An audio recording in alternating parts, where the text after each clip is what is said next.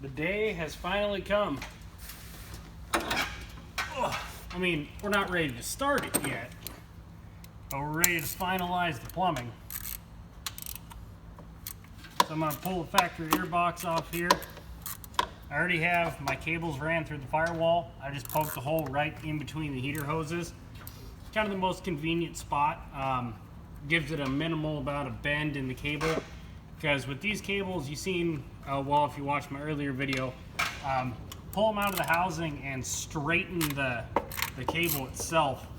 And then the sheathing on the cable will follow them very nicely. You want to keep as few bends in them things as possible because they're solid core. They don't really glide in and out very nicely. Helps quite a bit if you oil them, or Wayne will use grease on his.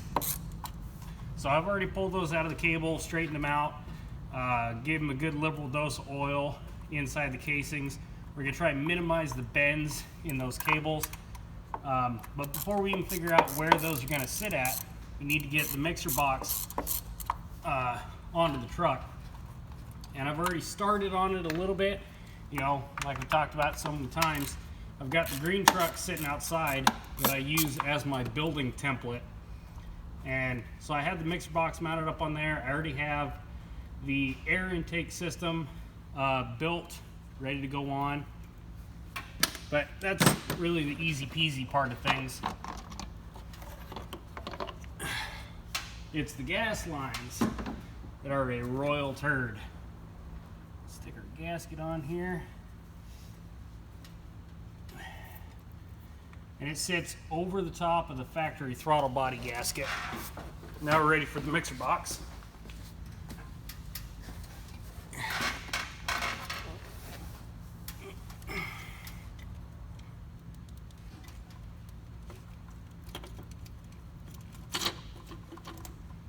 You can see, like I said, I already got started on it. All of these fittings that are on here from the mixer box up to the valve on either side, these are not glued, they're not taped.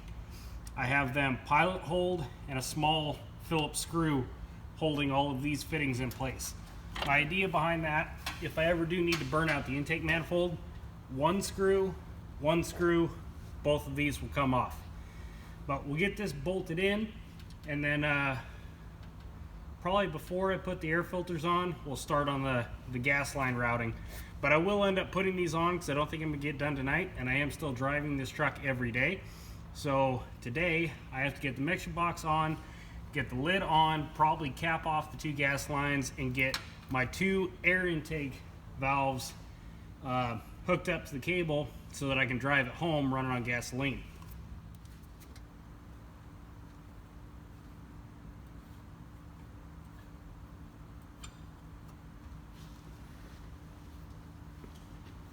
There's the first two controls. Those ones are both for the air. You can see the nail welded in place, bent back the direction we want the cable coming from. Now the cable does just barely touch right in here, and I could bend this a little bit to get away from that, but I'm going to wait until I have this piping on. I did bend that one out just a little bit so it would clear the fernco. There you can see the air intake. Got a full fernco fitting here. Got a little bit of flex. I'm gonna have to make a mount right over in here somewhere to keep it up off the intake manifold, and I knew that because it's got a little bit of weight to it. Half a fernco on that side, and that's hooked up to a Street L 2-inch. I was not able to find it in PVC, so I had to settle for ABS, and I cut the bell end off just because you can't really glue steel pipe into ABS. So half a fernco here, joining those two on. Repeated that over here, cut the bell off, half a fernco, got that valve in place. I'm gonna go ahead and throw on that air filter assembly. And that's probably as far as I'm gonna get today. I'm running out of time, but maybe I'll start playing with these lines. If not, I'm gonna have to cap them off, drive home, come to work tomorrow. After work, take the caps off and keep plumbing. Coming out of the hay filter with the first gas line. She goes through the bed, steps over, gets away from the frame, gets underneath of the cab. 90.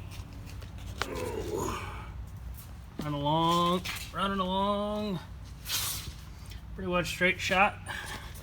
Sweep 90, 45, short piece of pipe, 90, 90, Fernco, short piece of pipe.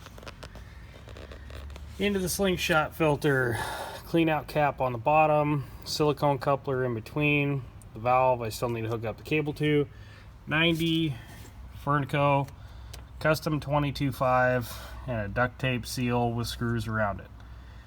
We're not going to talk about how long this took me, but that was the pain in the rear end line.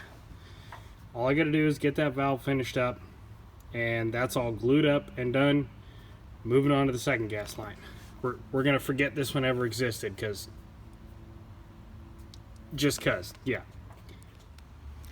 Well, the butcher in me came out. I got impatient on that second gas line. The first one pissed me off enough. There's plenty of cussing and PVC being thrown in the shop. I was not happy doing those gas lines. It's very difficult to get everything: valve cover, brake master cylinder, brake booster, steering shaft, frame, shock tower, brake lines. It's tight. Like, I've done a fair bit of plumbing over the years, mostly when I was installing septic systems. Yeah, that's kind of wide open. You're in a 3-foot ditch. It's not a big deal. This, there was some weight reduction that happened, and by that I mean fender liner and inner fender. There was a lot of it that got cut out to make these gas lines fit around everything. So let's take a peek. So there's the second gas line coming off the front. Mixing valve, Fernco, 90-degree fitting, slingshot filter. The only thing I have left to do, this straight section right here is going to get whacked and put a Fernco in place. Not because it needs it for any flexibility, because it's just barely clearing the brake line and just tickling the fender cutout right here, but because we want everything underneath of the hood to be removable. I mean, think about trying to change those spark plugs right now. They're not particularly fun with nothing in the way. And this is the more open side of the engine, other than the back plug you do by feel anyways. So all of this needs to be quickly removable. So for the upper, I can pull a screw out, pull this whole air cleaner assembly off. For these two, I still haven't put the screw in it, but there'll be one screw here, and then there's one screw there. Those will all be able to come off of the mixer box. But I've also got the Ferncos here and here. The lower one has one right there. This one will have one right here. So both of these slingshot assemblies can be removed out of the truck for any maintenance.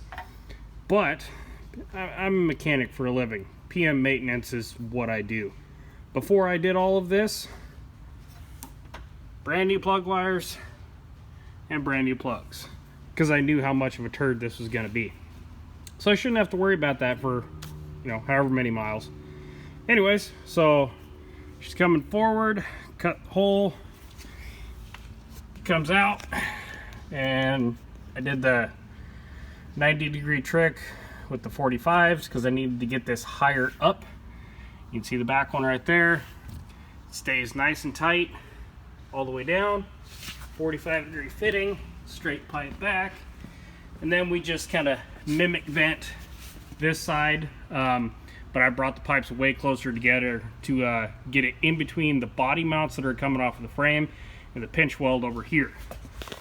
They do sit right about level with the frame. I wish I could have gotten them up higher, but with the body mounts, you guys probably didn't see it. Let me turn my light on here. You can see the body mounts are right touching the plumbing on the front too. So not much I can do by getting them higher. And standard coming up into the hay filter with a Fernco fitting. So that is all the gas lines plumbed. I need to put a screw in that one there to locate it on. Hook up these two cables and then start tidying up wiring. Maybe get some pipes painted because that looks a little hokey inside the fender and I want it to blend in a bit more than that. But, well, let's cut the tires the other way.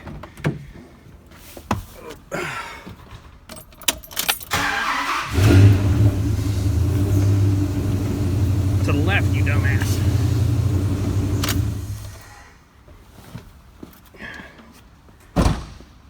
There we go. Whew. It don't look like much, but I can completely fit my hand in there. And that's as tight as I could possibly get those pipes. I cut all this fender liner out.